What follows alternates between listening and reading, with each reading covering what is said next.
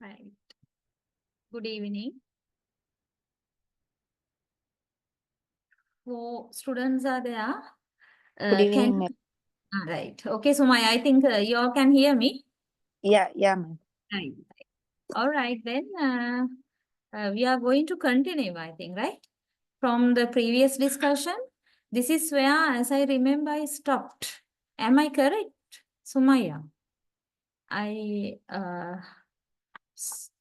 started the Yeah, discussion. Yeah, on vocabulary development, right? Enrichment of the vocabulary of the students. So wait. Yeah, right. Hope you remember these areas, right? We have discussed them and talking about the kinds of vocabulary. These two types of words are there, right? So I'm just going roughly here. Uh, Structure words and content words. Right. Okay. So I hope you have a clear idea about the differences between these two types of words. Any vocabulary, right? Vocabulary of any language consists of these two types of words, no? Structural words or function words and content words or lexical words, or we have another term, semantic words. So when the teacher teaches the vocabulary, right? When the teacher improves the vocabulary of the students, the teacher has to give an attention to both types, right? So what are the differences? Here, I think you can get some idea from these lines too. Structural words are part of grammar, right? Now, you can relate these words to the word classes also. I think I was talking about this the last time. Structure words you can find in the closed word class, whereas content words are there in the open word class, right? Not P. Sorry.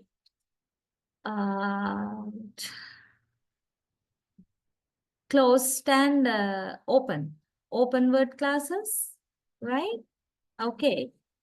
Then when we talk about conveying meaning, right? Content words are more important than the structural words because they contain the meaning. They have a content, right?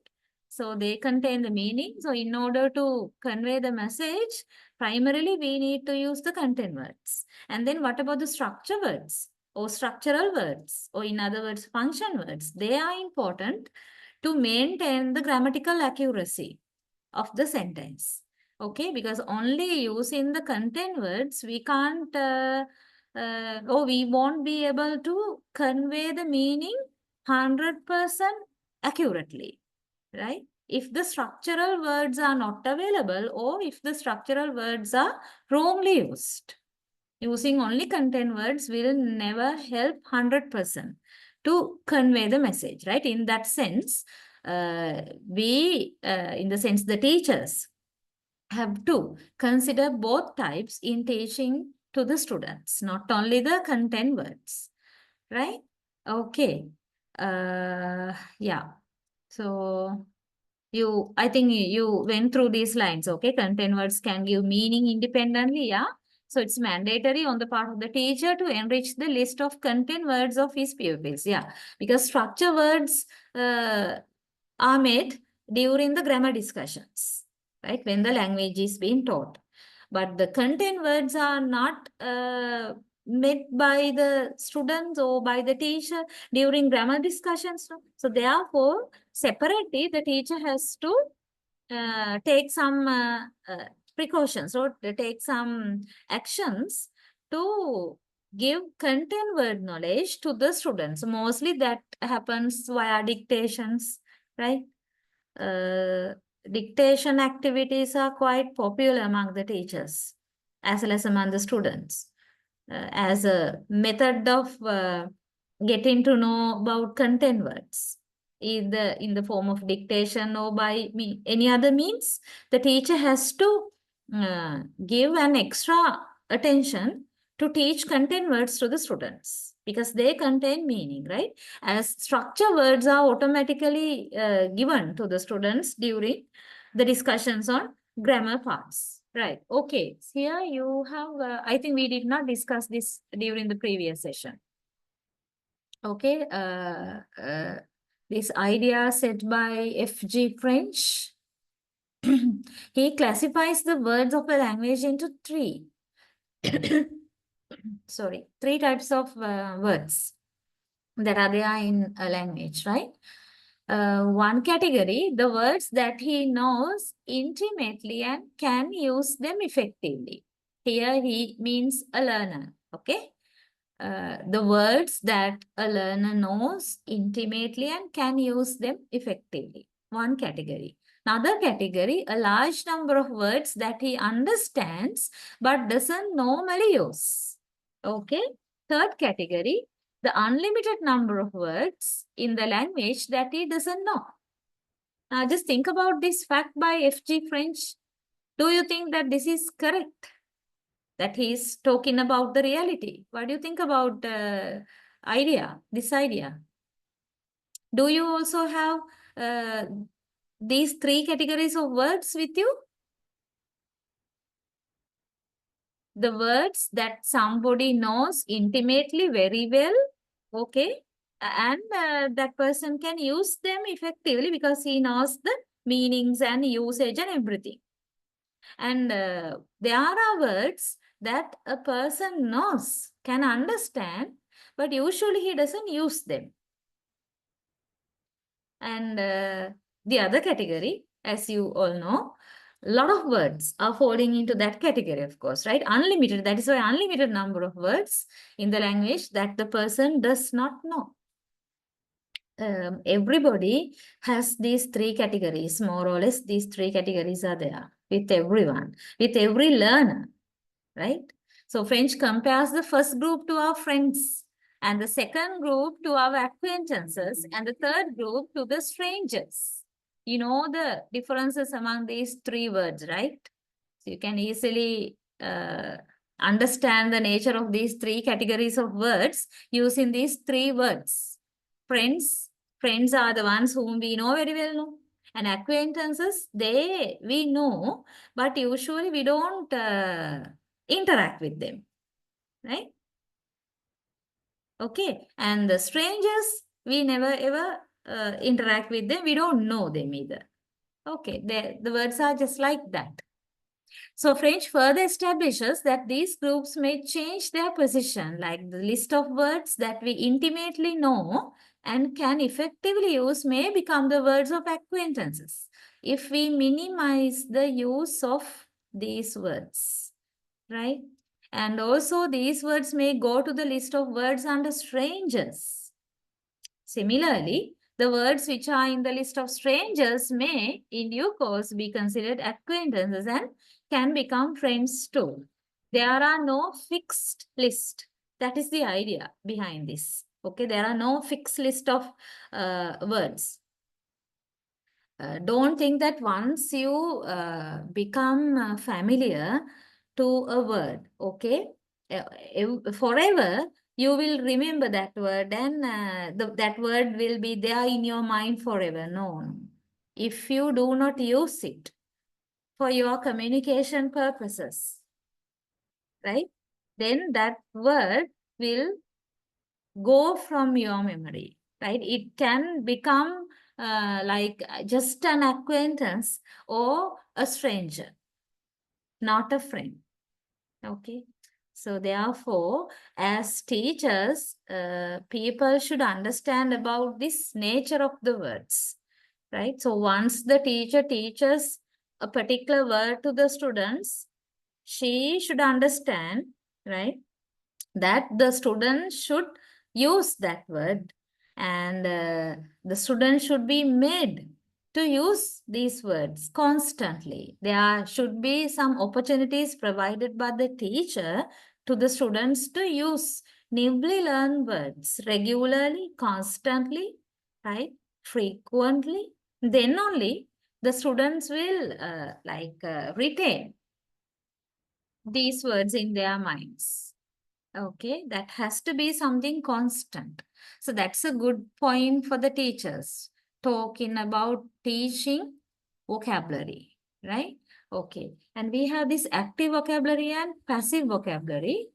Active vocabulary means the words we know very well and we use them effectively in our daily life, right? For our day-to-day conversations, the words we use come under active category, and passive vocabulary, the words that we may not use in our daily life, but realize their meaning when we happen to come across passive, because they do not come into the active usage, right? We don't use them for our day-to-day communications, but still we know them. Okay, we know, but we don't use. That's the difference between active and passive vocabulary. Okay, right. So then these are some ideas about the nature of the vocabulary of any language. But when a teacher teaches the English language, right, especially targeting to improve the vocabulary, the nature of the words should be there in the mind of the teacher very clearly, so that teacher can prepare some activities according to the retention of vocabulary in the minds of the students. It is not like, okay, today teaching some words and giving a dictation, right, and asking the students to learn the words by heart, and that's all, and in the next week another set of words. Okay, but at the same time there has to be a kind of repetition, right? Repetition, and there has to be some kind of work where the students are constantly using, keep in touch with the newly learned words. That kind of mechanism needs to be there in the ESL classroom, right? Okay. These are something about this enhancing stock of vocabulary, right? Okay, so you have few points here, right? When we talk about the enhancing the vocabulary, one is this classroom situation and using objects. Okay, we will go through these points. Classroom situation. That means how can the teacher use classroom situation to enhance the vocabulary of the students, right? Yeah. The biggest problem with the classroom situation is this, right? Lack of acquisition-rich environment to learn English as a second language. Now, earlier, we talked about the acquisition-rich environment and acquisition-poor environment, right? So, in the classroom, there should be acquisition-rich environment. Then only the students are exposed to the new language. They can use the target language and they will understand, they will retain. All these things take place in an acquisition-rich environment. Oh, that is a challenge for the teachers, right? Because acquisition-rich environment cannot be created all of a sudden, and it's difficult for the teacher to maintain a classroom like that. It's a challenge. Therefore, teaching vocabulary is a kind of challenge because of the unavailability of acquisition-rich environment all the time in the ESL classroom. Right. Okay, now there are some suggestions here. The teacher can teach vocabulary through the items available in the classroom. Like, what do you think about these items?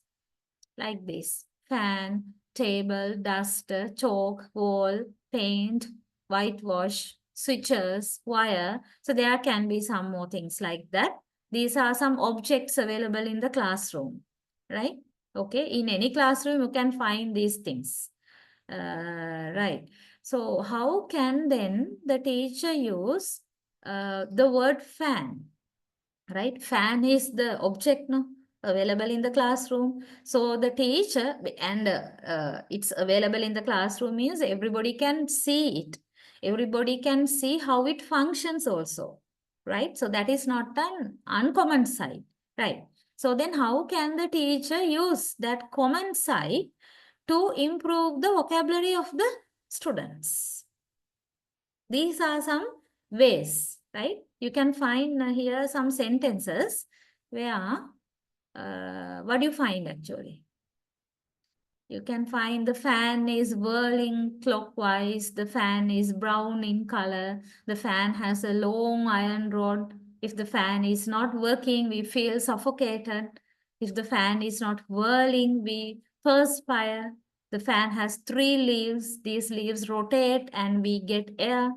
Likewise, now what is happening here in these sentences? Can any one of you guess? Ideas are there. But how do you understand these sentences? Actually, you know the meanings, right? You can understand the meaning. But to teach the vocabulary, to improve the vocabulary, how do you think the teacher can use the word fan? The clue is The given. number of sentences that can be made on fan, madam. Yes. Several sentences can be created using the word fan. But you can see not only the word fan, right? There are so many other words. They have been underlined also here, right? So many other new words can be given to the students in relation to the word fan. So it is not only teaching the word fan, right? These are some associated words with the word fan. So whenever the students get the word, the basic word fan, right, they will be exposed to the other words as well with these sentences. Then they can easily understand their meanings and their usage, right? You have this idea, this explanation. There are 15 words that can be learned through the example cited above. Yeah, I think the 15 words have been underlined, must be right. Okay, so the number of sentences that can be made on fan and the number of words that can be learned from these sentences has no bound. There are only few sentences there, no? Yeah. So that is only fan, right? See the number of new words the teacher can introduce to the students. And not only fan, there are so many other words available in a classroom, these words. So the teacher can improve the vocabulary of the students using each word, right? And taking them into consideration to make sentences, including some new words which the students have not met yet. You understand what is the, as you all think, what is the benefit or let's say advantage of using this kind of a technique, this classroom situation to improve the vocabulary? It will be very familiar for children. Exactly, that is the point, right? Yeah, because now all these things that are available in the classroom are familiar to the students. They can see them every time and they can see how they function, how they can be used and all the things. So these words that are related to these objects, the students will be familiar soon, right? Okay, that is the point there. I think this is very much effective way of improving the vocabulary of the students. So whenever they see the word fan, they remember these other associated words and there are less chances for them to forget the meanings. Okay, will be quite effective technique, right? Okay, and another one, actual objects. Teacher can use actual objects to improve the vocabulary of the students, right? By using actual means the real objects. When we talk about visual aids, we categorize this under realia. Okay, right. So there are so many innumerable objects whose words the students may not know. So the preference of objects should be familiar to the students. That should be there, right? There is that condition because the teacher should think of bringing some actual objects that are familiar to the students and then teacher can use it as a stimuli, right? To make the students talk about these objects, and also teacher herself can give sentences, right? Can create sentences using the object. Okay, the students can see the object practically and physically, so they will gather these words and remember. That is the opportunity available, right? Okay. The teacher can choose to bring some objects that are familiar to the students and give their English equivalent. Not only the name of the object, just like the fan example earlier, any word that is associated with that object can also be taught to the students, right? Another strategy, actions and gesticulations. Yeah, teacher can use some actions and gesticulations, means gestures, right? To improve the vocabulary of the students. How? Even silence can communicate now, even if when somebody keeps silence, that itself conveys a kind of message. So a person should know or should learn to be silent when silence is required. And if that person talks when he should be silent, there's a problem there. So that is why we say even silence can communicate. Right. So there are words like walk, run, sit, clean, beat, punch, drag, push, pull, step. There's a long list, right? etc. can very easily be taught through actions and gesticulations. Okay. etc. because there are many more words like that. Don't think that every word can be taught with actions and gesticulations, but especially words like these. Okay, walk. Imagine that you are the teacher, you want to teach about the word walk to your students. How can you teach it? I mean, effectively, the students are looking at you, right?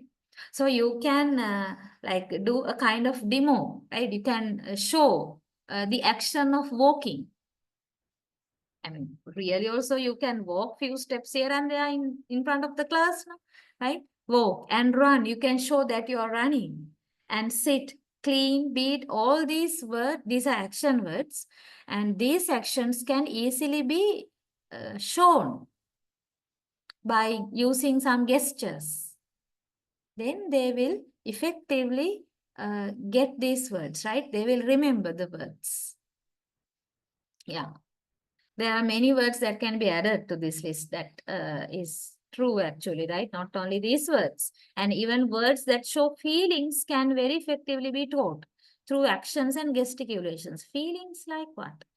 Here, examples are not there. Here, examples are given for action words only, okay? Right, action verbs. But what do you think about the words that convey feelings? That can be shown via actions or gesticulations or sometimes facial expressions, body language. Can you think of some examples, like one or two example words that indicate feelings? And the teacher can teach them via actions and gesticulations. Any example?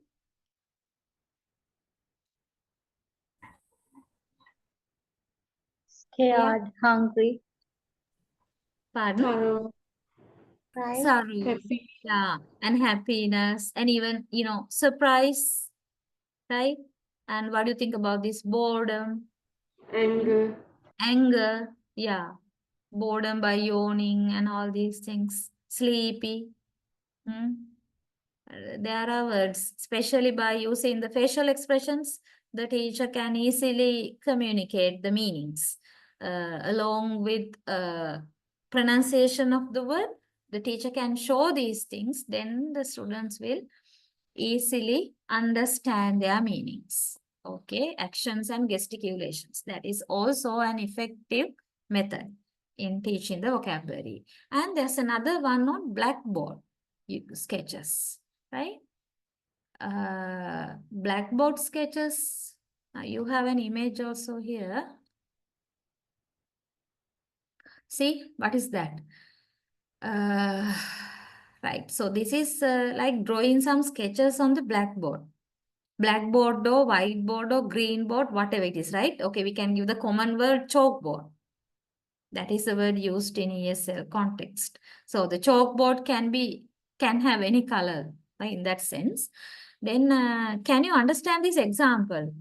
Could you please have a look at this? What has happened here? These are some sketches, some images the teacher has drawn on the board, right? On the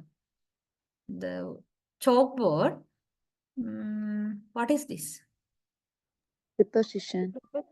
Yeah, lesson is prepositions. In teaching prepositions, so can you understand how the teacher shows the meanings of several prepositions? There are 6 different prepositions. See how this, what is this? Is this a ball or something? It's not clear, right? Anywhere, like a circle or something. It's inside a box-like thing, right? That is the sketch, rough sketch. No, I mean, the teacher doesn't have to be an artist, okay, to do some sketches like these things. Only rough idea can be communicated. If like the teacher is going to draw a full picture, then that will be a kind of art lesson. No, that is not necessary. Okay, rough sketch would be enough. So see how in, the meaning of in is shown with this sketch, and on. See where the this small ball is, and into with an arrow also, right? The direction is indicated, and over, right? And out of.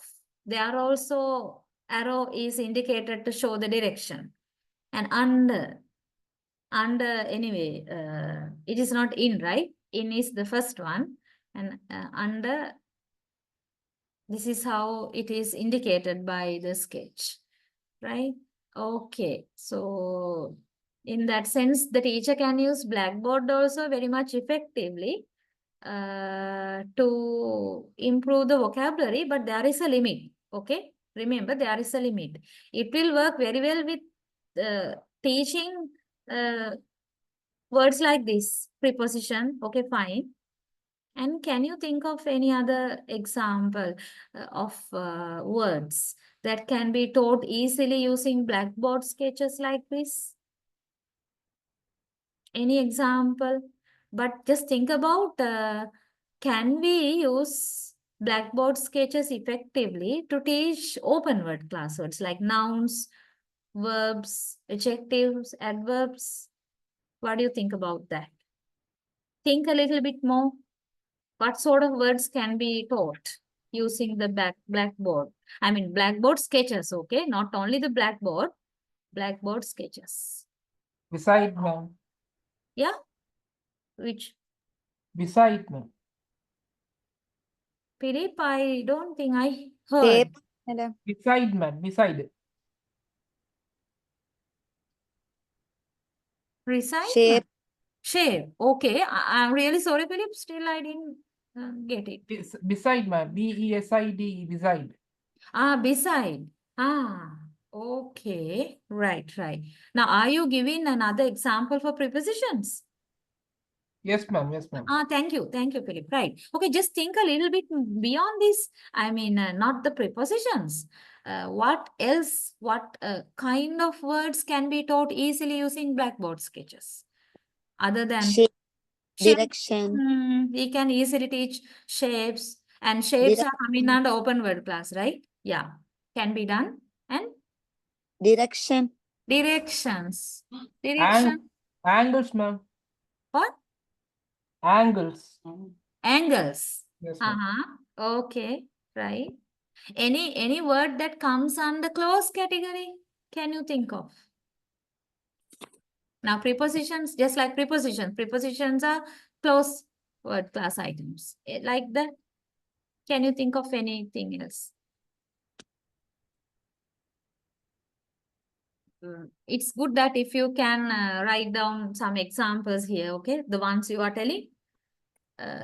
Would be good if you can think a little bit more, like what more kind of examples. Huh? Pardon, please. Singular plural. Certain sounds actually I don't get clearly. I don't know whether it's a problem with my She said, madam, singular plural. Which one, Sumaya? Singular and plural. She said, Singular plural of what? Nouns. she said, madam. Singular plural of what actually? It's not there. Complete. Okay. But you have to think how, okay? I think that is Mafasa. Yeah. Think how you can use Blackboard sketches to teach the number then. The number of, I think, nouns, that's what you meant by. Right? Apart from the example you can see here, Think of some more ways. Comparison of adjectives like tall, taller. Yeah, yes, you are correct. That is also right. And that is from adjectives, right? From open word class. Yeah, there are so many examples we can find from the open category that can be taught with blackboard sketches, and some closed category as well, apart from pronouns, sorry, prepositions.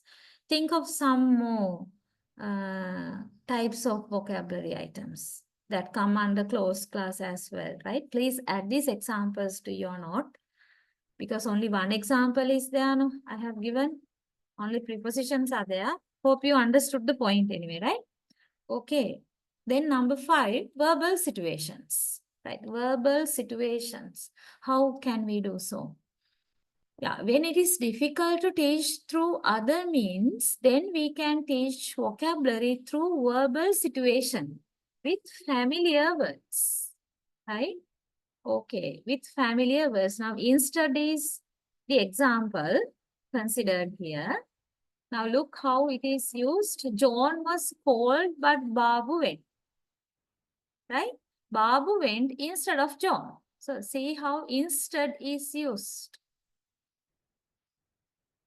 The teacher wants to teach the word instead. And how does she teach it to the students? By giving the students a situation where there are two people, John and Babu, and telling what these two people did. Okay, it's a kind of comparison also. Then introducing the usage of the word instead. I wanted a Ford car, but they supplied a Maruti. See, then instead of a Ford car, they supplied the Maruti car. This is how we can rephrase the sentence using instead. So the teacher can approach to the explanation of the word in that way. Okay. Because now verbal situations are okay, good. When any other method doesn't work, the teacher can use verbal situations, because to understand these sentences, sometimes the students, not sometimes, right? All the time students need knowledge. Okay. They should be able to understand the sentences very well. But sometimes there may be students with lower proficiency level. So for them, it will be difficult to understand the new vocabulary introduced through verbal situations. Okay, that is the problem there. So this is recommended to be used when any other method is not appropriate or not available, like that. Any other method means the methods we discussed earlier, right? Okay, yeah. This is about expansion, right? Expanding pupils' vocabulary, right? Okay, this is another quite effective way of enhancing or improving the stock of vocabulary of the students, right? By expanding the existing words. Even you definitely must have learned your English through this method, right? Either consciously or subconsciously, your teachers must have definitely used methods related to this in teaching English words to you. It's common, right? Okay, there are several ways of expanding the words. Word families is this, right? Yeah. Word families. Now there is a table here. Can you identify the word families?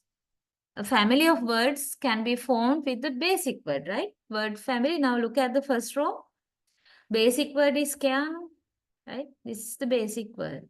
And by adding some suffixes, different suffixes, and sometimes more than one suffix, right?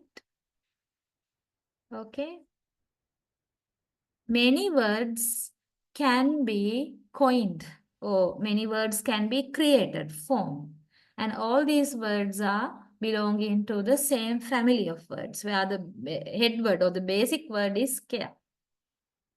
So the teacher can give this sort of knowledge to the students so that then they can themselves create words. I do not mean creating new words, okay? But still, if they know the basic word and if they have some kind of understanding about the suffixes or prefixes, sometimes they can join these, joining affixes to the root word and create words that may be already existing in the vocabulary anyway, right? Okay, so they can do it very well. And there are question marks there in the table, which means just for a small practice, you need to fill this. Okay, quickly complete the table. And as teacher, you can give this sort of work to your students as a practice of vocabulary expansion. Articles. Blackboard sketches for that lesson example. Articles, Sumaya. How can we show articles or teach articles by using blackboard sketches? We can draw the pictures, madam, Of and ask the student. articles means the, and. These three articles, no? Yeah, ma'am. The Yeah. and N. But there's this only sound difference, right? And the difference between and is based on the sound difference, no? If the noun begins with the consonant sound, then we use and if the noun begins with vowel sound, we use an. How do you support it with pictures? I think, madam, vowel letters. You mean you are just writing the words, I mean the Yeah. sounds, symbols and all. Okay, not pictures, right? Yes, ma'am. Okay, possible. Right? It's possible. The thing Madam, is, excuse me, madam. yes, What about the antonyms? yeah, antonymy. Or may blackboard sketches? We Uh, can draw the happy face, we can draw the sad face, uh, and short object, tall yeah. object like that way. Can you Yes, draw?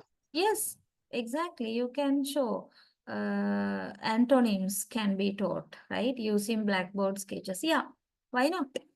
That is the thing actually, right? Blackboard sketches are suitable for many things, but not for all. So that has to be clearly identified by the teacher. And if you think a little bit more, you will find so many ways and means of linking, teaching some words using blackboard sketches. Just like now what you are telling, right? So that's very much correct and very clear. And that is possible also. But you need to think. All the words may not be that much possible to be taught with sketches, right? Okay, better if you can add these examples to your note, right? Because later on you will not remember these examples at the same rate as you remember them now, right? So could you all please fill in this table also?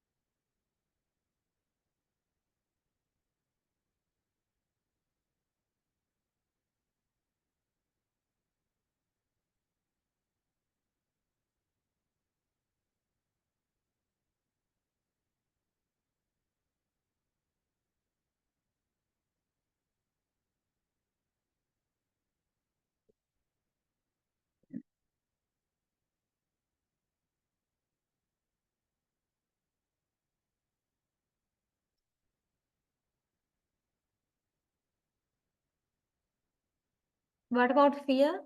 Are you still writing? Should I give you some more time?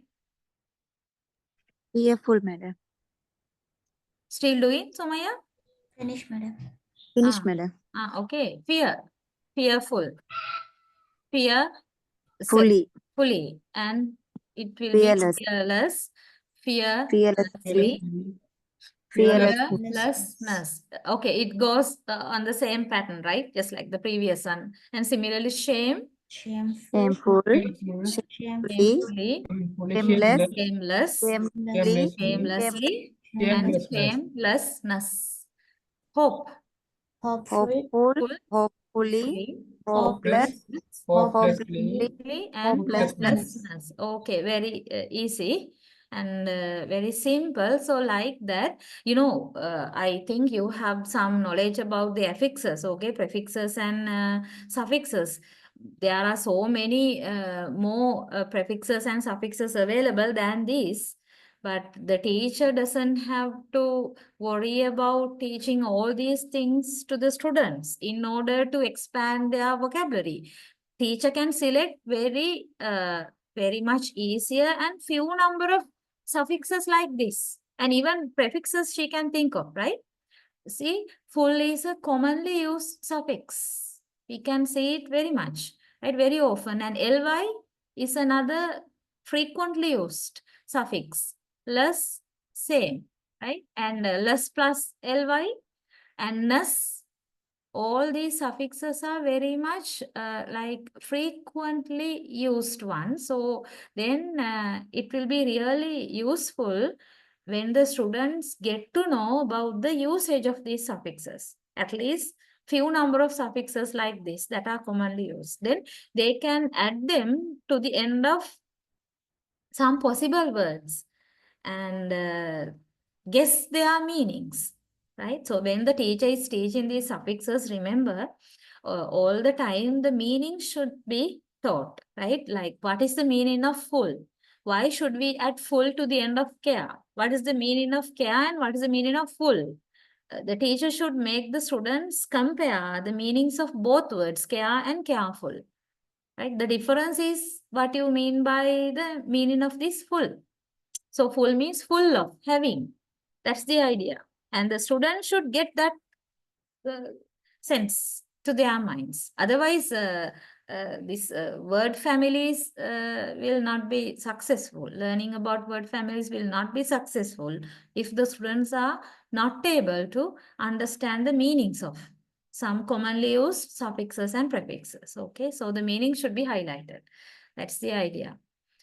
Okay, so I'm not going to the meanings of the other suffixes, hoping you know about them, right? You have some idea about it, right? Okay, that is one way. And another way is word patterns.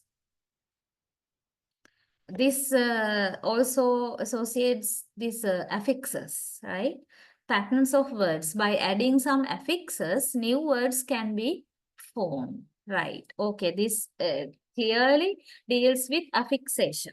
That means suffixes and prefixes. Adding suffixes and adding prefixes.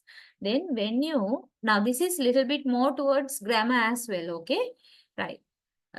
See here, adjective and adverb. Both forms are there. And adjective like quick, slow, firm, violent. Then you can easily convert these adjectives into adverbs by adding ly to the end. Okay, two important things are happening. One thing is the meaning changes. I do not say that the meaning, the overall meaning changes, no. But slightly the meaning changes. And at the same time, the grammatical status is also changing, right? Grammatical status means syntactic category or the word class changes from adjective to adverb. Okay, I think that fact is clear. What do you mean by meaning change? Quickly. Quick is the particular state of being quick or beautiful. We say she is very beautiful, right? She is very beautiful. Then we talk about her condition by using the adjective beautiful. Okay, her status, her condition. right? Being what? Like that. But what about this?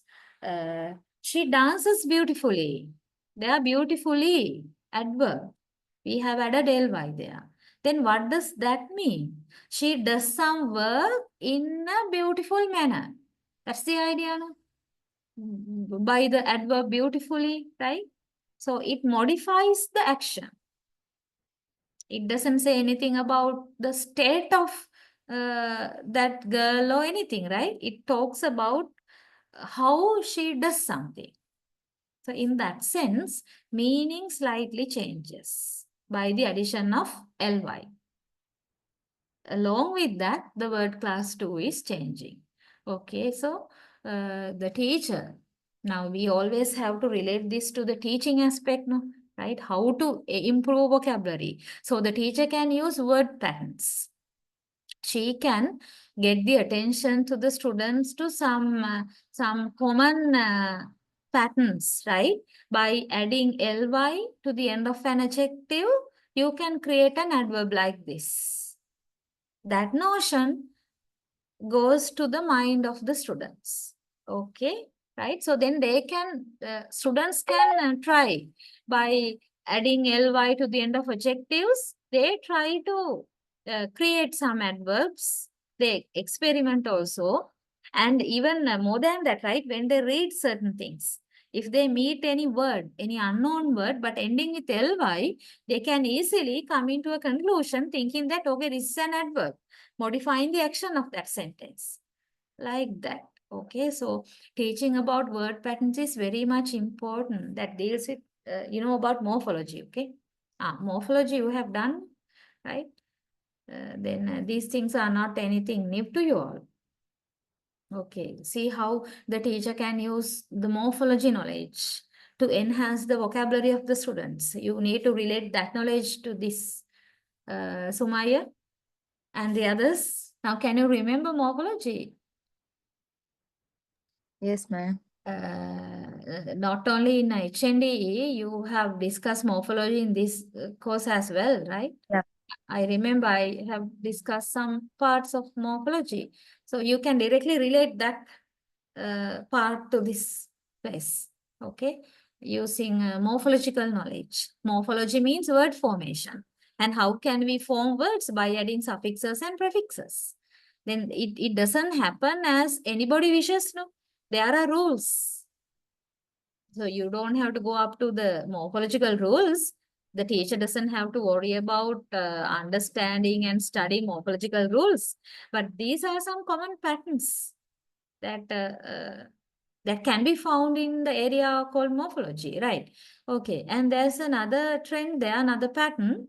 We can form nouns by adding ment to the end of verbs, like move, movement. And advertise. When we add ment, it becomes advertisement. And settle, settlement. Enrich, enrichment. Okay, earlier said I didn't tell, but you know, slowly, firmly, violently, like that. Okay, right. If you have taken printouts of the notes, don't leave question marks like this here, right? It's not good looking now. So therefore, you need to write down these words, please. Slowly, firmly, violently, likewise, and add ment to the end of these verbs and form nouns and write them, please. If you have the hard copies, okay? If you have soft copy, no issue, because I know that you know about how to add certain suffixes to form new words in belonging to adverb category as well as noun category, right? Okay. Well, these are the two main methods of expanding pupils' vocabulary through word families and word patterns, right? These are the two things. And then we have this common and major topic on competence. Right now, let me go back. I'm going to end the show, go back to the areas now because you don't have to lose. Right. Still, we are talking about enhancing stock of vocabulary. And sorry, we just finished it. And then we have this lexical and grammatical competencies. Okay, right. This is what we are coming to now. Right.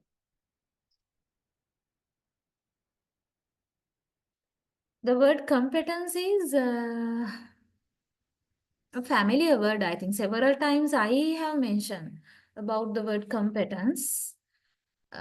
Right now, by now you must have some clear idea in your mind about this word, competence. That is ability, right? Competence regarding something means ability of that thing, right? Now, competence in talking about language learning, we can say linguistic competence. Actually, competence is identified in different areas: grammatical competence, social linguistic competence, discourse competence, and strategic competence. These four competencies are available, right? When we talk about communicative competence, right? So then after all, competence in common means the ability, right? Ability, if you talk about it in relation to the English language, ability to grasp the English language and use it appropriately when time demands. Okay, ability to use the language. It doesn't have to be English, right? It can be any language. Ability to use a language. When you talk about competence in relation to language, right? But don't think that competence is limited to language only. You can use it in broader situations than language. That is there, right? I have a competence to write example, right? Or if you just think beyond that, she is competent at walking fast. She's competent at singing, right? Likewise, competence or competent can be used broadly, but here we are trying to apply it to language, language learning situation. Right, then when we talk about competence, this communicative competence is a very important term, okay? Because we talk about language, right? Basically for the purpose of communication, right? Why people are learning language? In order to be able to use the language for the purpose of communication.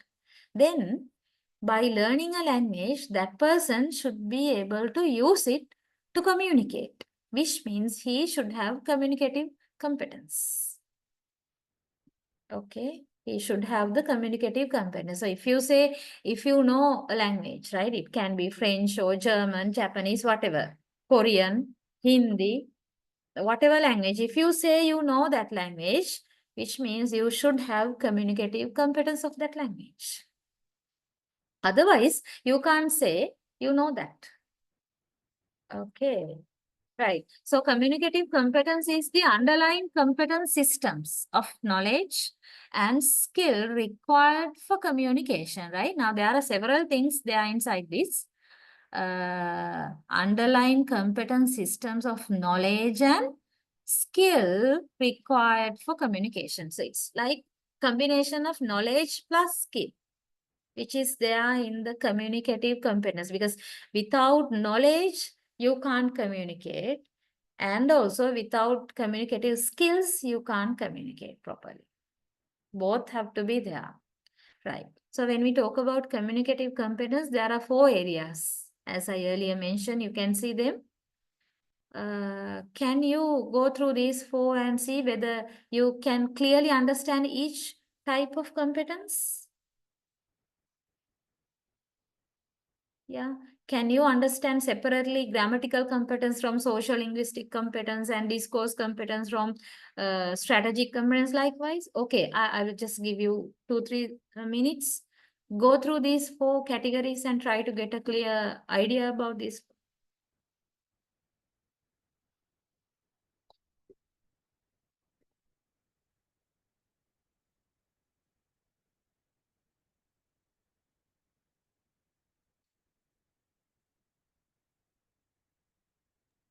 Madam, please um, explain the third and fourth one, madam. Sorry, Sumaya, what? Please again explain the third and fourth, madam. I didn't explain. I didn't explain any, right? I just asked you to read these four and try to catch their ideas. I Okay. told you after reading these things, you should get some understanding about the differences. Like, okay, what is the difference between grammatical competence and social linguistic competence? How discourse competence differs from strategic competence Okay. likewise. That idea should be there in your mind. That is what I told you, right? I didn't explain any yet. So Okay, madam. just go through first and try to catch their ideas.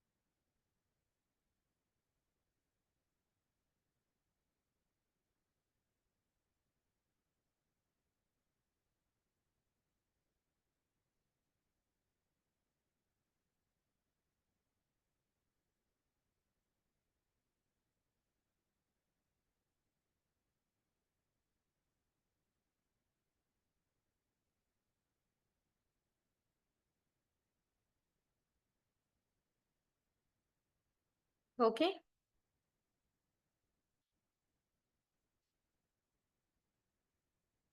Grammatical competence. What do you understand by that?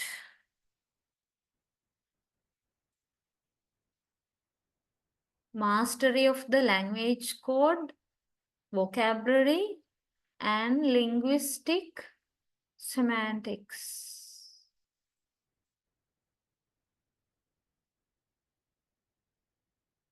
Did you get some idea about grammatical competence? I think rather than these lines I underline, by reading this term, you can get some idea.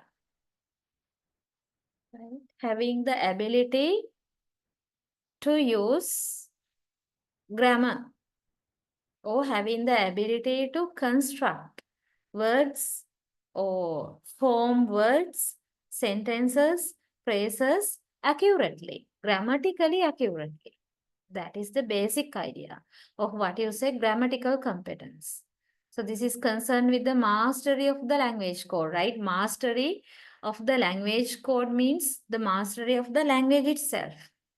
If you have grammatical competence, you should be able to use language accurately, right? And language is a broad word, no? It includes the words, phrases, sentences. So formation of all these elements, you can do correctly. Grammatical competence is that. I don't think that grammar is related to sentence construction only, okay? Apart from sentence construction, it is related to word formation also, and even formation of phrases. Basically, we talk about words and sentences. Forming either of these categories, you need to know grammar, right? You can't violate grammar. Grammatical competence is related to that. Okay, right. And then second one, social linguistic competence.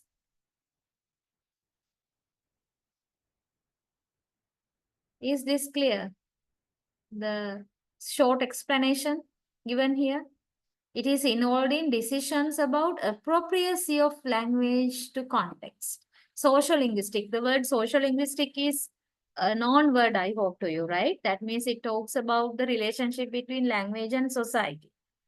And social linguistic is a very wide area of discussion, and it is a branch, a major branch of linguistics, right? Where we talk about how language changes according to different social factors. Okay, and when we talk about these different social factors, we mean so many factors like what? Like the geographical differences and also class differences and educational differences, financial, economic the differences that are existing among the speakers of a language. That means socio-economic status, right? Socio-economic status, it includes all these things like class, occupation, financial situation, everything, right? And also the formality of the situation, right? We in social linguistics we talk how language changes, how the person who uses the language changes according to the formality level of the situation. Like whether the situation is a formal situation, then he uses a formal variety, and when the situation is quite informal, then he uses the informal variety, like styles. And all these terms like dialects, styles, registers, jargon, right? Idiolects and regiolect, sociolect, all these things are discussed in social linguistics. So they separately give us different aspects of the society. Okay, right. So social linguistic competence means having the ability to make decisions or to understand which language variety is suitable to a given context. That means being able to decide the appropriate or suitable language variety to a given context. It is simply to put it like if a person uses an informal variety in a formal situation, in a formal meeting, if he uses informal language, he doesn't have social linguistic competence. That's the idea. Do you follow these subcategories? Grammatical and social linguistic competence? Are they clear?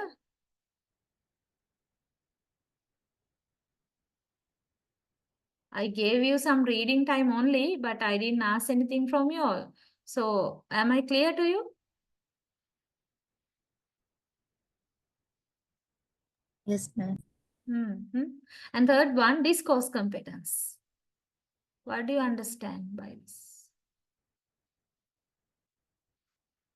Discourse competence, that means the ability to construct and maintain in negotiation properly coherent talk and text, right?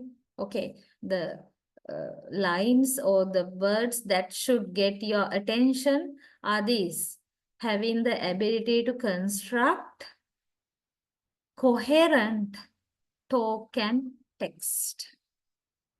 That are the main ideas there, right? Discourse competence. So if a person has the discourse competence, that person can use language either in the spoken form or in written form, okay, in building up a text like, okay, we'll just say in spoken form, for example, in delivering a speech, we say, right?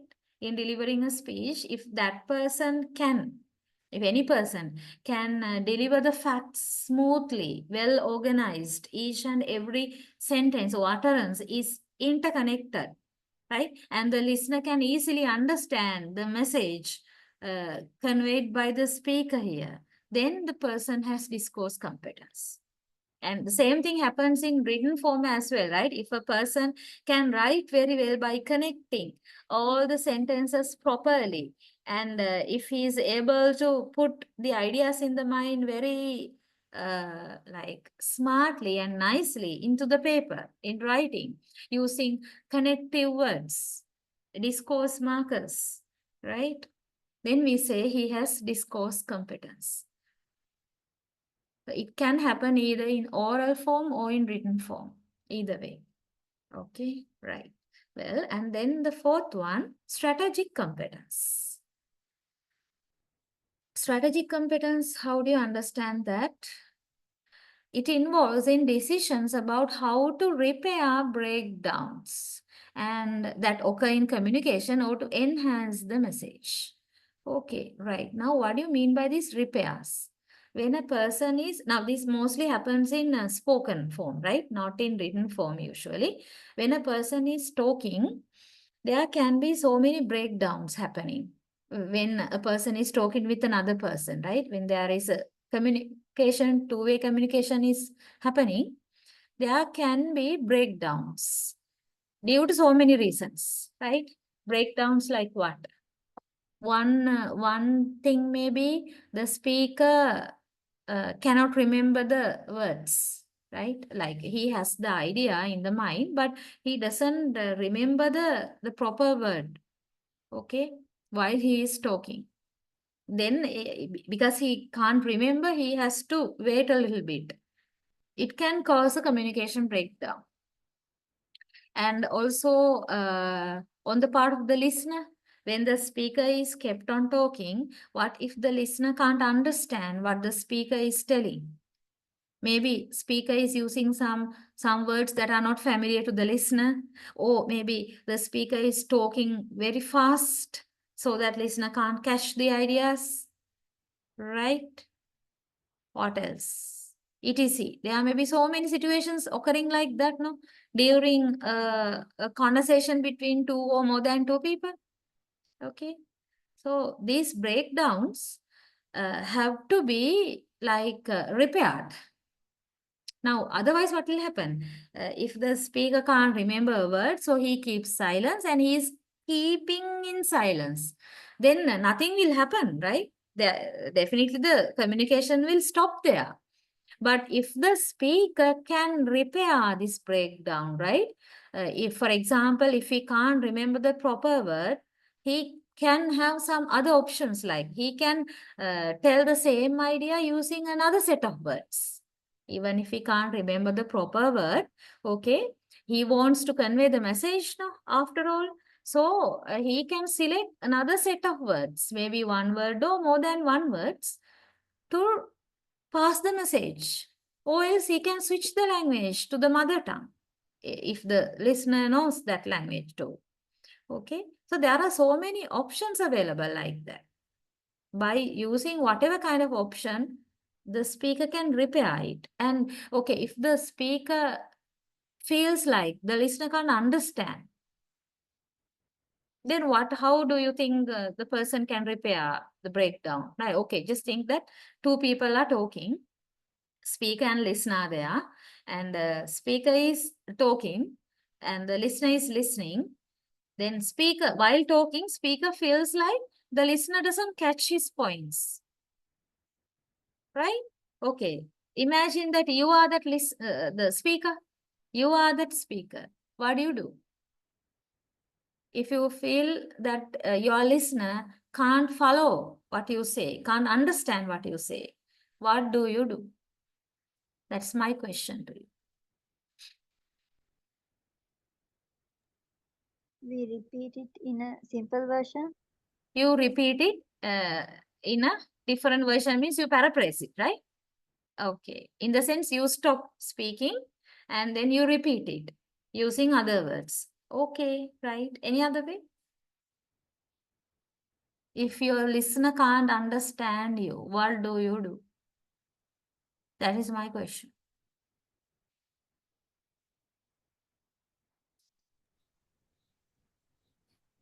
Yeah, Shasa?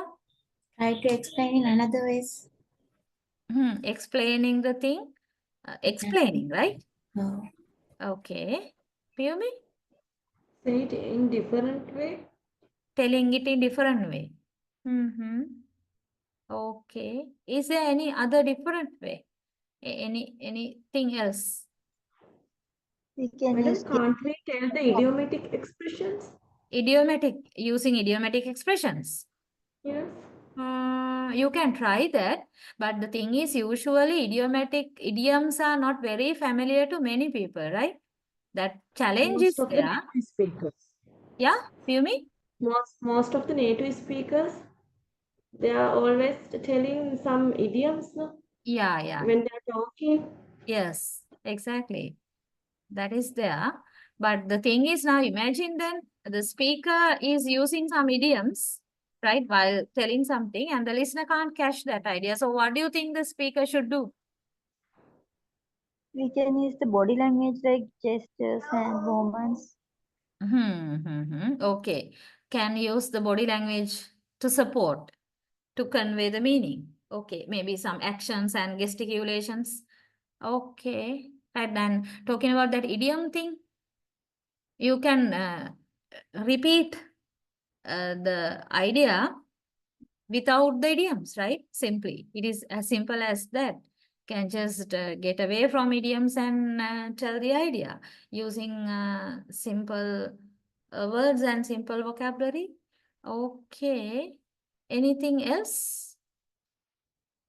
What else? Philip, you don't have any idea here.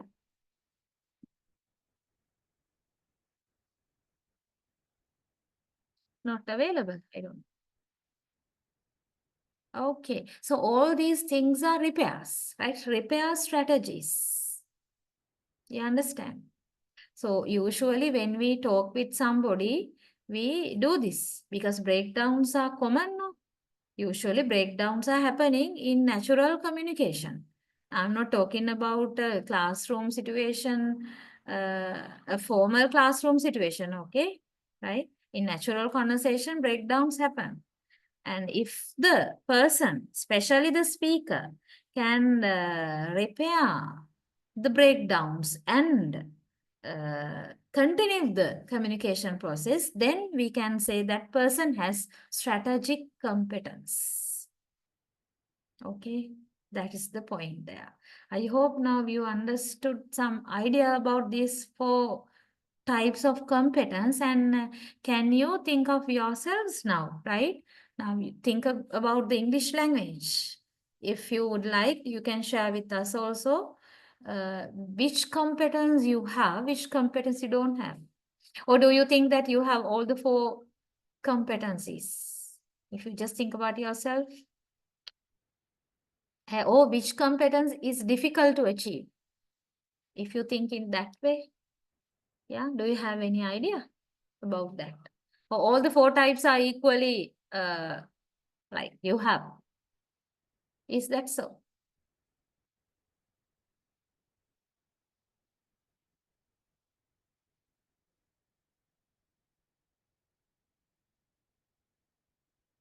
No idea. Hmm?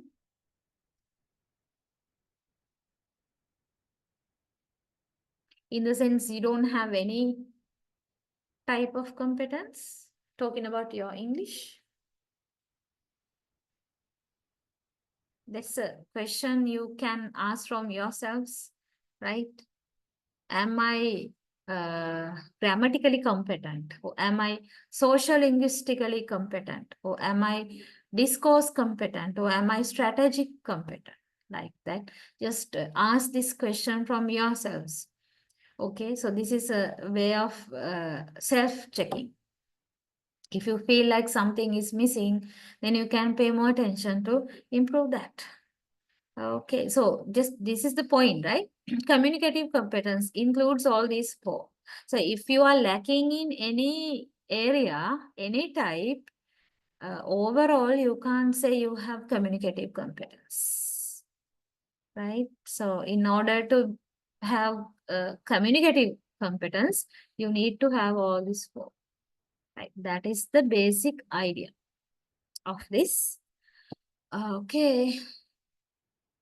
Now you have some more information about grammatical competence, lexical competence, and grammatical and lexical competence too there. So I don't think that I should be explaining to that level, but please go through these parts, these three areas, right? And see whether I should go line by line to explain anything, whether there is anything like that. Yeah, first you have grammatical competence. Earlier also we met that, no, right? So ability to recognize and produce distinctive grammatical structures. Now this explanation is clearer than the earlier short one. Okay. Ability to recognize and produce distinctive means different grammatical structures of a language. And also to use them effectively in communication. And to use the forms of the language like sounds, words, and sentence structures. Okay. These underlying areas are the ones which we mean by grammatical competence. Right? Ability to identify or recognize and produce different grammatical structures, and having the ability to not only identify, right, but also to use them, produce means that anyway, right, effectively in communication, and also to use the different forms of language correctly, like sounds, words, phrases, and sentences. If you can do all these things, you have grammatical competence. Yeah, but if you don't have grammatical competence, in sense if you are unable to do any of these things, or even at least one of these things, then there will be a risk of communicating a wrong message. If you go wrong in grammar, simple example, active and passive difference, right? If you use passive voice when you should use active, your intended meaning will be wrongly communicated to the listener. It's not only a case of active or passive. In relation to any grammatical component, there has to be accuracy, right? Okay, that's the idea. And on the other hand, we have lexical competence also. When we talk about these competencies, right? Lexical competencies, ability to recognize and use words in a language in the way that speakers of the language use them, right? Yeah. And the lexical competence includes this understanding different relationships among families of words and the common collocations, right? Okay.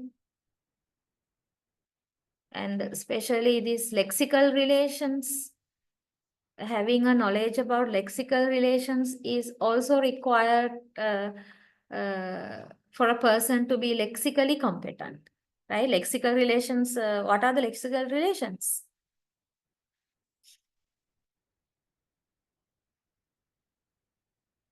Lexical relations. I think we have discussed about lexical relations, yeah. Can anyone remember about it? That word is not there, right? That term is not there in the note.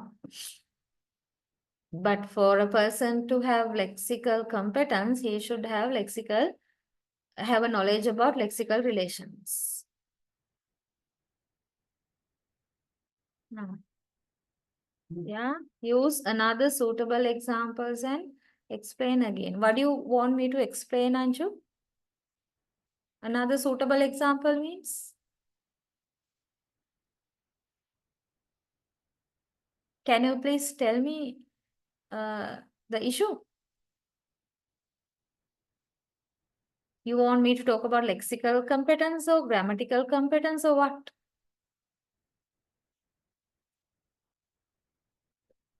I was asking about earlier part means grammatical competence.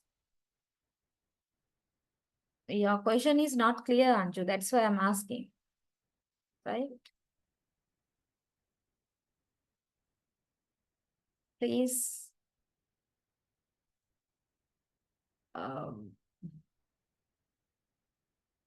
Yeah, anyway, I was talking about lexical competence. No? I hope like grammatical competence is clear to you all. Okay, right? So I am not going to repeat that part. If you want, please let me know. And lexical competence having like grammatical competence is talking about grammar, no? Right? And lexical competence is talking about words. Lexical is coming from lexeme. Lexeme is related to word. So lexical competence means having an ability to identify, recognize, and use words appropriately in a language. That's the idea, having the ability to use words properly. Okay, and that ability includes a lot of things. Includes the knowledge of so many areas. Like one area is a person, if he is lexically competent, he should be able to have some idea about common collocations. You know about collocations, right? There are some words that are occurring together, collocated words, right? Like cups and saucers, like that. Okay. Some words, Fast food. yeah, Fast food. fast food. There are many examples are there, right? Hope you know the word collocation. So, if a person is lexically competent, he knows something about common collocations, not all the collocations, but commonly used collocations. That is one knowledge, right? One type of knowledge. Another type of knowledge is these lexical relations. That term itself is not there in the note, but I wanted to talk about that as well, right? The same idea you can get in this line also, understanding the different relationships among families of words. That is what we mean by lexical relations. The commonly used term is lexical relations. I was asking from you, what do you mean by lexical relations? What are the lexical relations? That means what sort of relationships are existing among words that are based on their meanings. If I tell you one, you will remember the whole lot. But I'm giving you the chance to think. Synonyms. Yes, exactly. Antonyms. Synonyms, antonyms, homonyms, right? Polysemy and hyponyms, homophones, metonymy, right? And prototypes. There are several, many more. Commonly used are antonyms and synonyms, homonyms, polysemy. They are commonly used, right? Everywhere we talk about them. But other than that, there are many more coming in the list. I was telling some more lexical relations. So if a person is lexically competent, that person should know about these different lexical relations, right? That's the idea. For example, like he should be able to know the difference between antonymy and synonymy, and the difference between homonymy and synonymy, etc. Likewise. Okay, right. We have another small idea is also, when we talk about lexical items, we refer to the words that are stored in our minds, right? And that all together build our mental vocabulary. So lexical competence is a term derived from second language studies. Yeah. When we talk about lexical competence, mostly it is related to the second language studies. But anyway, you should know, even when we talk about the mother tongue or first language, we know words. And all these words are stored in our mind. But that happens subconscious, right? We don't have any effort. because we acquire the first language, we don't learn. But when we talk about the second language, we learn. So we have to have an effort to know a word and also to remember a word. Okay, right? So it requires an effort. So lexical competence has to be like achieved. It doesn't occur automatically in a second language, just like unlike in a first language. Talking about your mother tongue, you don't have any trouble about the lexical competence, right? You can use any of your mother tongue word easily, no? Right? And you know whereabout of each and every word of your mother tongue. It's there. But lexical competence of the second language requires some effort to improve. Okay, right. And the last part, grammatical and lexical competence together. So it's the ability to use both competencies in order to recognize, produce, and understand words and grammatical structures. To use them effectively in written and spoken communication. Now, what you should understand by this last part is this, okay? When we talk about using a language, grammatical competence and lexical competence do not occur separately, right? You will not have to use your grammatical competence at one time and your lexical competence at another time. They are not separate. Everything is combined. Similarly, grammatical and lexical competencies are also combined. So you can't use one devoid of the other. That is the idea given in this last part. Okay, so when a person is naturally using language, both competences are used. Ability to use both competences should be there, right? In performing this sort of functions like to recognize, produce, and understand words as well as grammatical structures. Why? Why should you recognize, produce, and understand words and grammatical structures? To use them effectively in communication, either spoken communication or written communication. So you are not separately using your abilities there, right? Okay. So that is why we usually say grammatical and lexical competence. Okay, right. Well, then that is about the competence. We paid more attention to grammatical and lexical competence, but don't forget about the communicative competence. It's very much important, right? Along with these four types. Okay, then we have this small topic, use of dictionary and thesaurus. Okay, we are still talking about enriching vocabulary, improving vocabulary. And we are talking about some methods and strategies of how to do that, right? So we have this dictionary, using dictionary and thesaurus. All the time, you know, learners are encouraged to use dictionary, right? Even the teachers are advising them to use dictionary and also thesaurus. By the way, now what do you mean by dictionary and thesaurus? Both are same or different? Are you using dictionaries or thesaurus? Dictionary. Dictionary. So what is a thesaurus?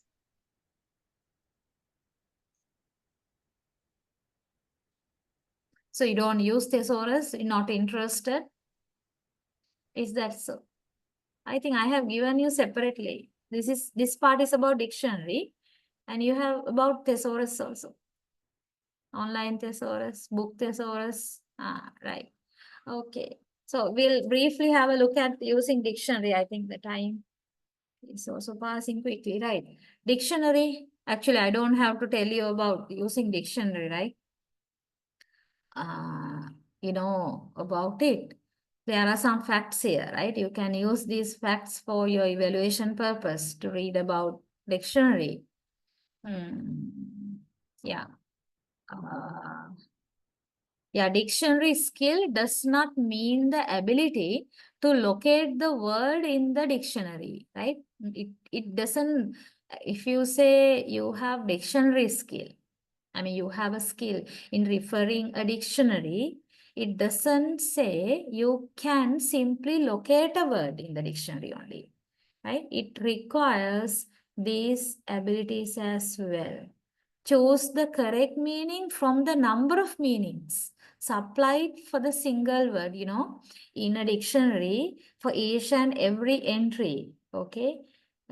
Most of the time you find more than one meaning given. More than one meaning given. Several different meanings are given for each and every entry, for each and every word. Then, if you want to know the meaning of a word, if there are so many meanings, then what are you going to do? You should be able to pick the meaning that is necessary for your requirement. Okay, that is also a skill. Right? Another dictionary skill is learn the pronunciation. Right, now you tell me how many of you are reading the phonetic script within brackets when you refer to a dictionary.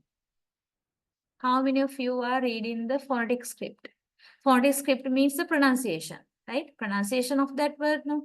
So in any dictionary, you find the pronunciation in phonetic script given within brackets. So how many of you are you reading or at least are you looking at the phonetic script? Yes, madam. Yes. Mm. If yes, it's very good. But in a hurry, if you are referring a dictionary, right?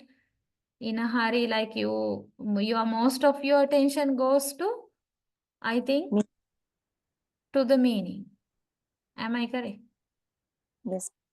If you have extra time to spend with the word, then you may look into the phonetic script and try to pronounce, and you may do all these things.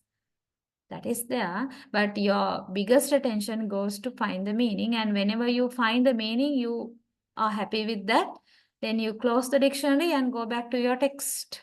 Doesn't that happen? That happens to the students also, right? So you need to instruct them how to use dictionary. What is expected from a learner in using a dictionary? It is not simply finding the word. Okay, it is not simply picking a meaning. It should be the appropriate meaning, and also the pronunciation should be uh, understood, and also learn grammar and use parts of speech and structure, right?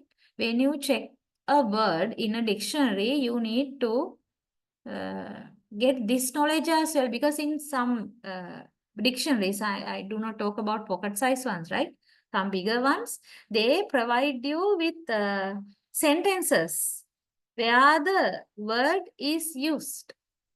Same word is used in several different sentences, like Advanced Learners Dictionary, the big one, you can find that, right? So by reading these sentences, you can get a clear idea regarding how that word can be used. Sometimes the same form of the word can be used both as a noun and verb. Sometimes adjective, adverb, like that also. So only by looking at the meaning, you will not get that grammatical knowledge, no? Right? So therefore, you need to refer the dictionary very carefully, taking some more time to understand the grammar part of these words, right? And understand different meanings of the same word. That is also there. Okay. It is choosing the correct meaning or appropriate meaning, and also ability to understand different meanings of the same word. So you can do it by referring to the sentences where the same word is used differently. Right? So these are the requirements expected from a person who is using a dictionary, right? So the teachers can encourage the learners to use dictionary with these purposes as well, right? Okay, so students, the one I told you, students should be trained to realize all these benefits that are assured in the dictionary, right? They should be aware of the learning items available in a dictionary and accordingly try to make use of these facilities. Okay, right. So actually, I'm not going to read all these parts, right? Well, then thesaurus. How about thesaurus? I think thesaurus is not that familiar. More than the thesaurus, people use dictionaries, right? But thesaurus, I think you have met usually online thesaurus is there. Even in Word, right? MS Word, you have thesaurus. What is that? This is where a thesaurus differs from a dictionary. A thesaurus contains groupings of words that are collected in terms of their meaning, right? Grouping, word groups. So in some cases, people are more comfortable with thesaurus than dictionary for the illustration that they enjoy in thesaurus. Yeah, because now I hope you understood this, right? It's like a dictionary which helps us expand the way that we discuss our topics. Just can you remember the word families we were talking earlier? Few minutes ago, right? In word families, what is there? The basic word is given and some more words that can be formed by adding different affixes are also there, right? So thesaurus contains these groups of words. And that's different from a dictionary, right? In dictionary, you can find the entries of words according to the alphabetical order. But in a thesaurus also, you might find it in alphabetical order, but still the grouping, the word groupings are there. They are highlighted. So how can you use a thesaurus? Yeah, choose the word for which we need to know the meaning and find the word in the alphabetical order. Yes. And once the word is found out, look at the words that are listed alongside the main word, right?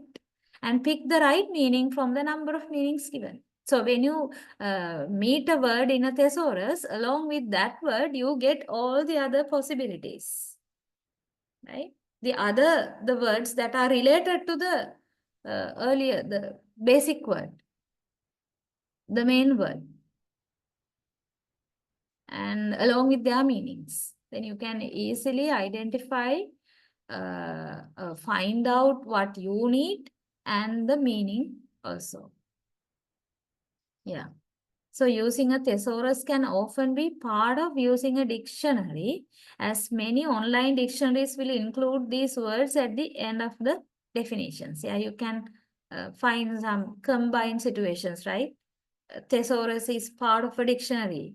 So this speeds up the process of finding the right word for the need.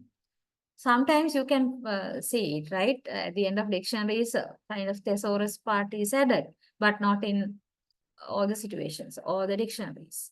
So there are online thesaurus. It is very familiar to the learners nowadays, I think, right? Online thesaurus, especially with young learners. Yeah, if you want to find a suitable thesaurus online, there are many options like these online, so many examples you can find, right, for online thesaurus.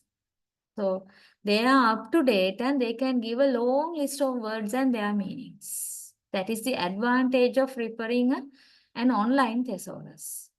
You can find out so many meanings and so many number of words there for a word you are searching for, right? Okay, and the other advantage, online thesauruses are accessible from anywhere with an internet connection. And they allow us always to have this option available to us when we are online. So there are some settings we can do. So whenever we are online, right, these online thesaurus will be available to us. So it will be quite easy when we write something, when you compose a message or when you compose a text. It's really useful to have an online thesaurus. Okay, right? And we have book thesaurus also, but not very common. They are also there, which can be at our right fingertips. Yeah. This will offer a reference book. Some examples are here, like Roget's Super Thesaurus, Webster's New World Thesaurus, and the Merriam-Webster Thesaurus. We have the Merriam-Webster Dictionary as well as Merriam-Webster Thesaurus. Okay. They are easy and independent reference material, okay? Unlike the online thesaurus, which requires computer, internet, power, everything. But this is a book, no? Book thesaurus is itself a book. If you have the book, you can refer to it, right? And they can be borrowed from a library or they can be purchased from a variety of bookstores. But there's a problem there in book thesaurus. Right? It is not updated until the next edition comes, unlike an online thesaurus. You know, all the online thesauruses are updated. And you can find huge number of words. But in a book thesaurus, you don't find that quality, right? That feature. Not updated. Okay, right. Well, so we have, I think, come to the end of vocabulary discussion, right? So I was talking about so many different ways that can be used to enhance vocabulary of the students. So many different ways. Now you have a small question. Although I have used big font size, the question is a small one, right? Suggest ways to enhance vocabulary through reading. Now, particularly, I didn't pay attention to this. I was talking about enhancing vocabulary in common. But here you need to narrow it down to reading.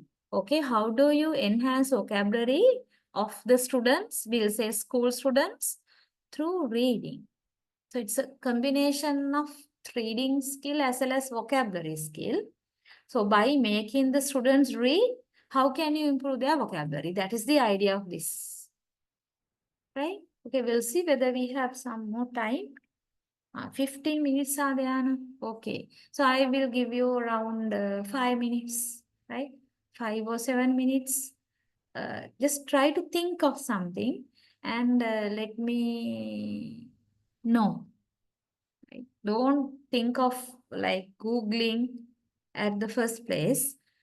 Try to think, okay? Your thinking ability is required here. Right? So, okay. I'll give you around 5 minutes. So don't leave the lecture. The lecture is not over. I need you to think. Right. Okay. I'll give you some time.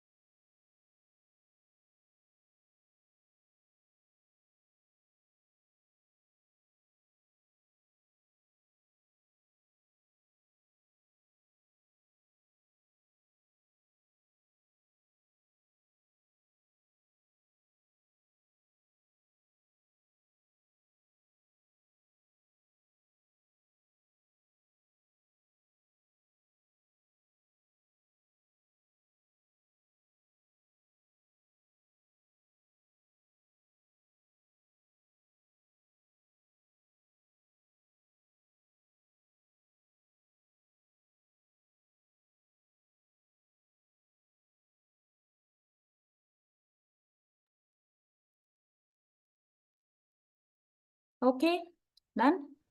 Yes, madam. Right. So how do you like to share? Would you like to read or show? Sumaya?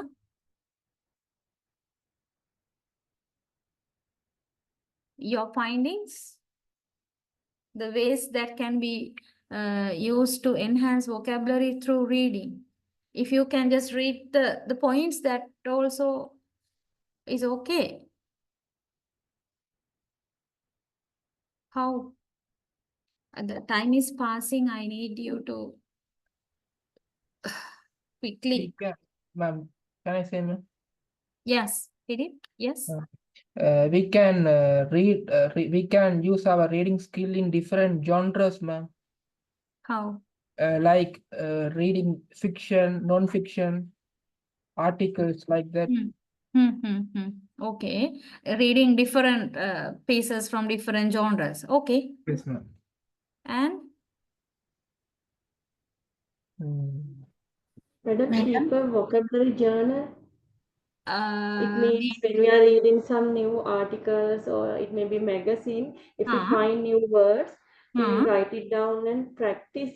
It means by using some sentence, Hmm. like that way we can practice it. Whatever the words we find when we read, we gather them and practice. Yes, Okay, by right. using some sentence, and it may be by using its synonyms and antonyms, like Exactly. that way. Okay, I got the point, right? One idea is that along with the context, right? While you are reading, when you get a new word, along with the context, you understand, right? To understand it with some knowledge about the lexical relations of that word also. Okay, fine. And Philip, I think you had something else to say. You didn't finish.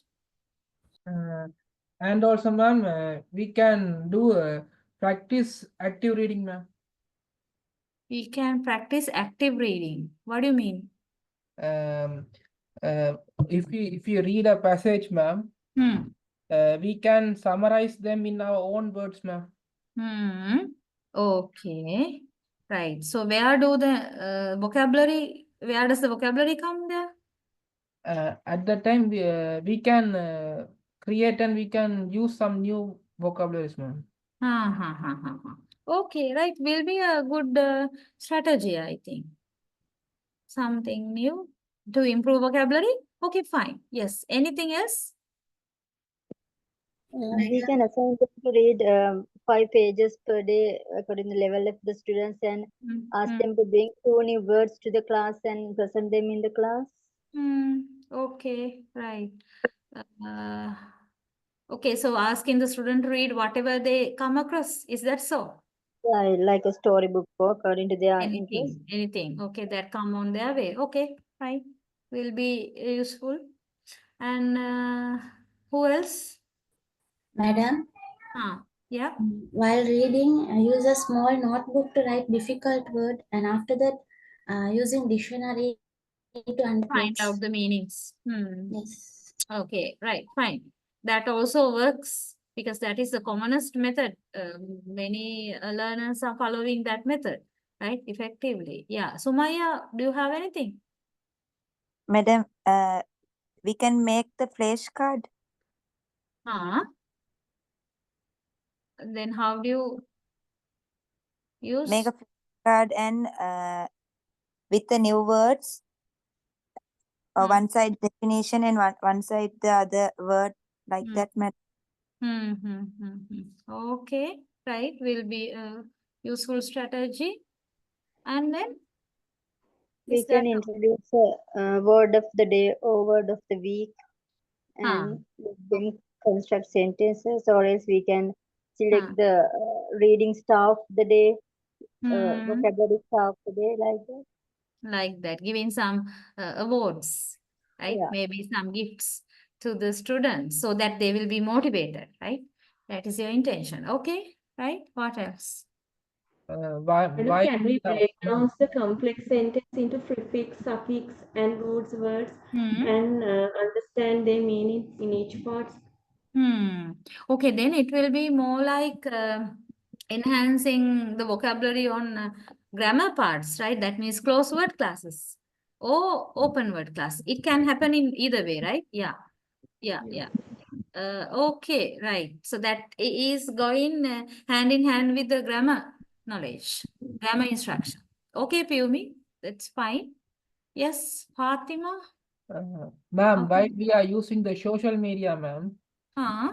if someone put any new post or some text, we can if we scroll down, if we read some new vocabulary words, we can refer to the dictionary and learn that, Find ma'am. out the meaning and learn the new word. Yeah, usually people are interested in social media, no, right? So they have anyway the motivation and the need, so they can easily do it. But Philip, the thing is, in the classroom, do you think that's practical?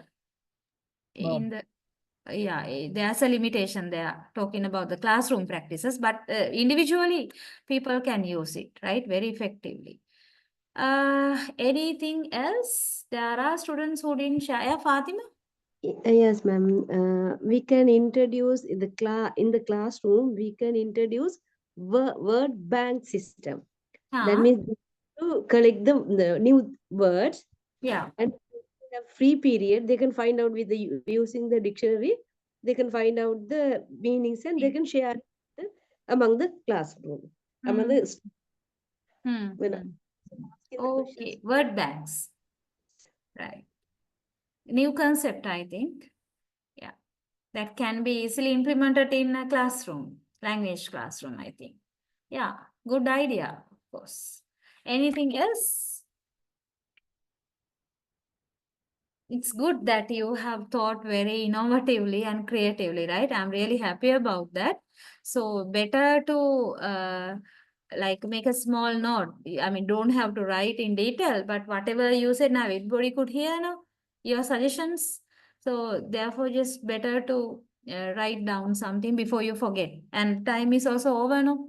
So therefore, I'm going to wind up this session. But still the lesson continues, right?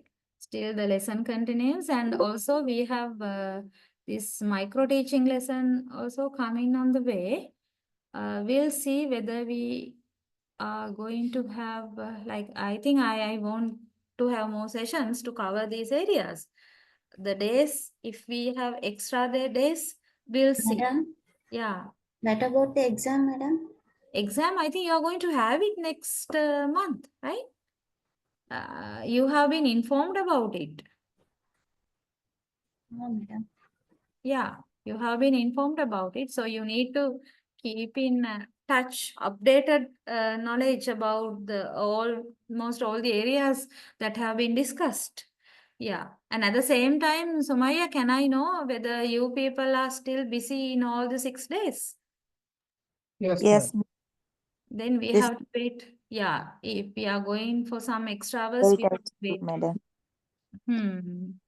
Right, we'll see whether we can finish off the syllabus soon, or else regularly we have to take the classes, right? Okay, you will be informed anyway about it. And right, so I'm going to wind up. Most probably we are going to meet next Wednesday as well, right? Okay. Okay, madam. Right, Ma'am, good night. ma'am, please share the Good night. slides. ma'am. I have shared these notes, I think. Yeah, ma'am. Yeah, it's there in the group. Okay. All right. Okay. Good night, all of Okay. you. Bye. Good night. Thank you, madam. Good night, ma'am. Thank you, madam.